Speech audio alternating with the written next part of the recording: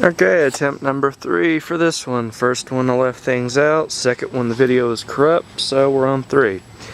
Anyway, Nissan decals in, Fairlady's on, both of those are on. Let's see. As far as with the car, here's what's new. I got my radiator downpipe from Z1 Motorsports. Chromed aluminum pipe with silicone top and bottom pipes. You can see them there. Major improvement to the car as far as performance goes and looks. There's the pipe on the bottom.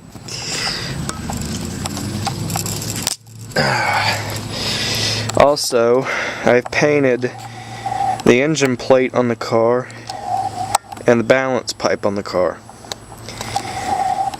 just to give it some accent. I've started cleaning the upper top of the engine, the plenum, with steel wool and engine polish.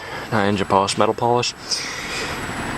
Let's see. You can see back here, it's dirty, it's corroded. To get to that, I'm going to have to remove the balance pipe again, remove some of the fuel railing, the wiring to get to that. But up here you can see the difference compared to back there. Very clean, and it shines now in the sunlight. See over here? That's a major difference compared to what it was before, where it was just dull and it didn't do anything. Okay, anyways, what's with the car? Engine runs. Let's see. Yeah, for the most part the engine runs. See, I've narrowed the problem with the engine down to, well, quite a few things, honestly. And I honestly don't know what's causing it.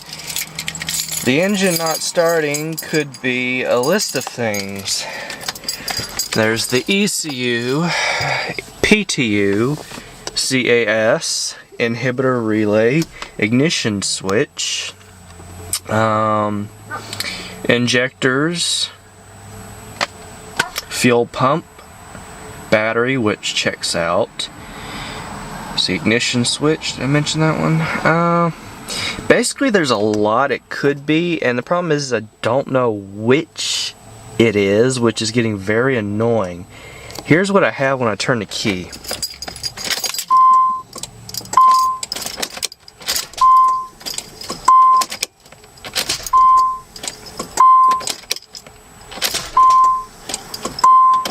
Starter turns on, it kicks, the whole car kicks from the starter, and if I keep turning the key, eventually the starter will engage longer and longer until the car turns over.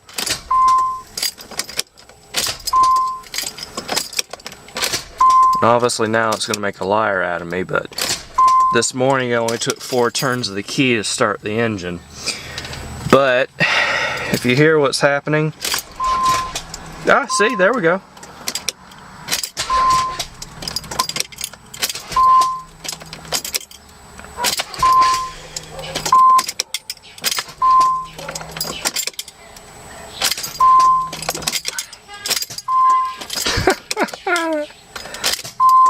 And it's dead again.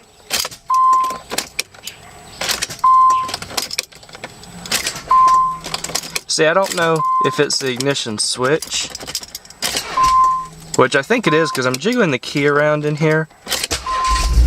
There we go. If I move the key around the engine,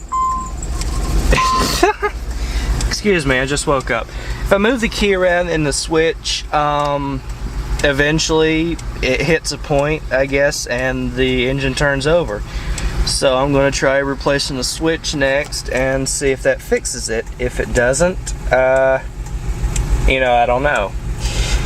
There could be any number of things that's causing it, and every other one of those problems, the ignition switch only $40. The whole locking mechanism that goes into the steering column is $120. The CAS crank angle sensor is $120 as well. The ECU is over $150, I believe. The PTU, power transfer unit, is up there as well. The fuel injectors are 160 a piece. So this car's not cheap. It's a nice car, you know, there's no doubt about it. It's just the fact that it's not cheap. And apparently I got one that's got some rather colorful issues. It's like I posted on the forum, it's like every time I fix something, the car is like, oh, you fixed something else, did you? Yeah, but for GTR, yeah, my complicated method of starting the car is, you know, I don't have to turn the key, get under the car, cross the poles, get out of the car, and, you know, and start the engine again. No, I don't have to do that anymore. As you can see, I just turn the key repetitively until the engine starts. Yeah.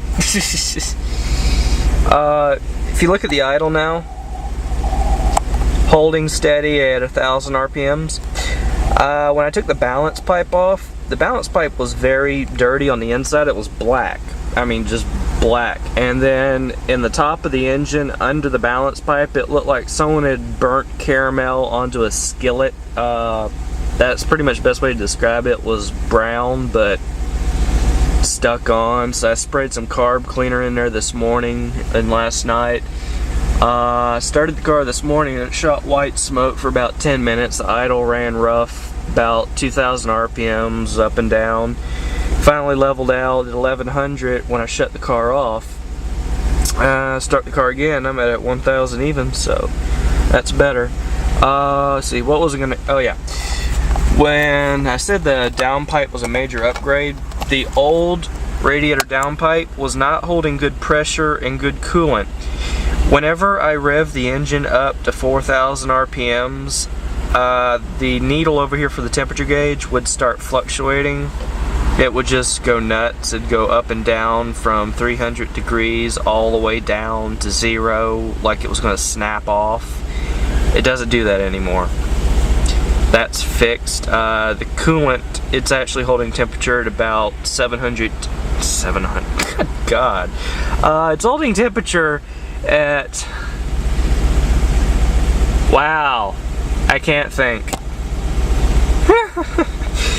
Whatever, mid-range, and it's not fluctuating from there, and it's not going anywhere near the red zone anymore, so that's good.